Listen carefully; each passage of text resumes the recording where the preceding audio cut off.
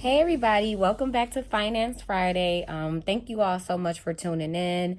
Thank you all so much for sharing the post. Make sure you continue to share the video, create some dialogue underneath the comments, and let me know what you all want to talk about in the upcoming Finance Fridays. I have a whole list of topics that we're going to be touching on over this, over the next however many Fridays. But again, I wanted to make sure that I am reaching you all as much as possible and really getting to those topics that you want to hear about. Make sure you go like my business page, Ross Financial, and follow me on Instagram, Jaquilla Ross. Okay, so let's get into it. Last week we talked about credit.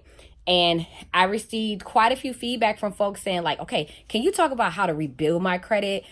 So that's essentially where I want to go today. So this is kind of like, like a credit part 2. And we're going to focus on tips on how to rebuild your credit, because the reality is many of us are in positions where we've done many things.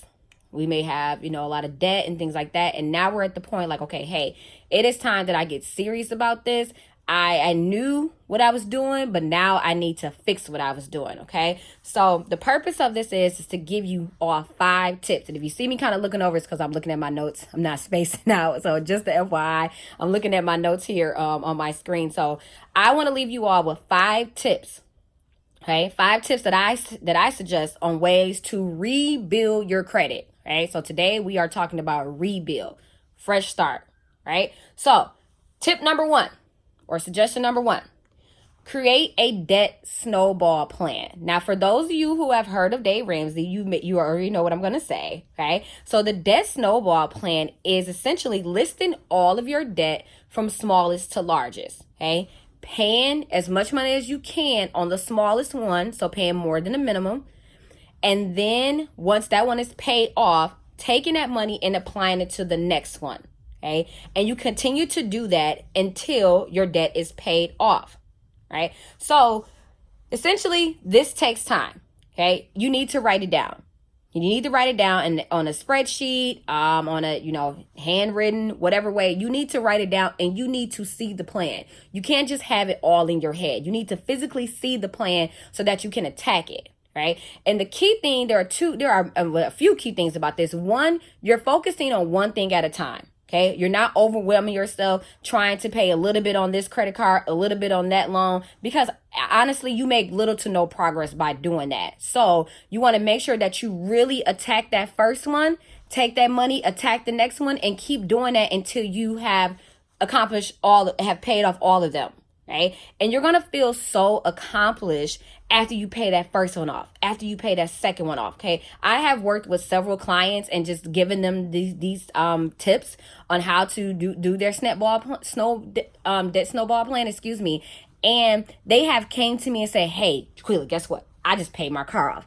I just paid, 5 credit cards off, thanks to the advice that you gave me. All right. So that's tip number 1, debt snowball plan.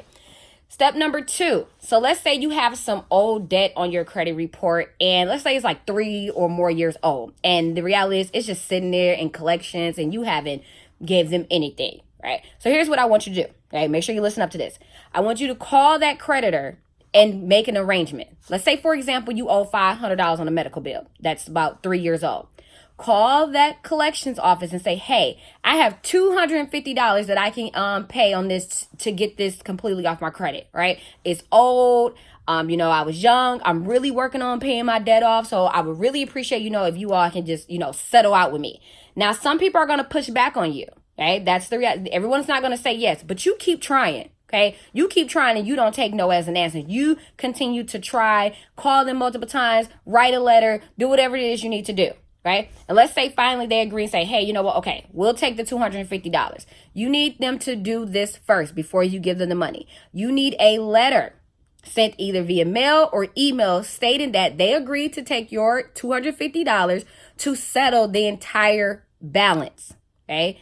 To settle the entire balance. You need that in writing first. Okay? Once you receive that in writing, then you go get a money order. And mail it in.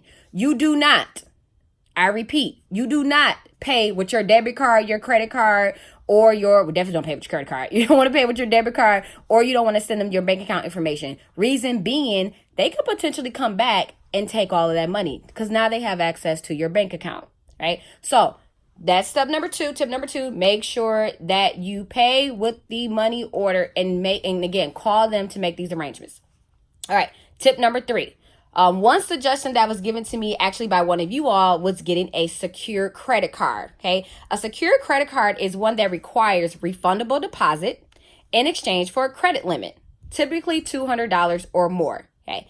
This is a great tool to rebuild your credit, because essentially you're using your money through a third party such as Visa, MasterCard, and they are helping you rebuild your credit, right? So that is another great thing to do, a secure credit card, right?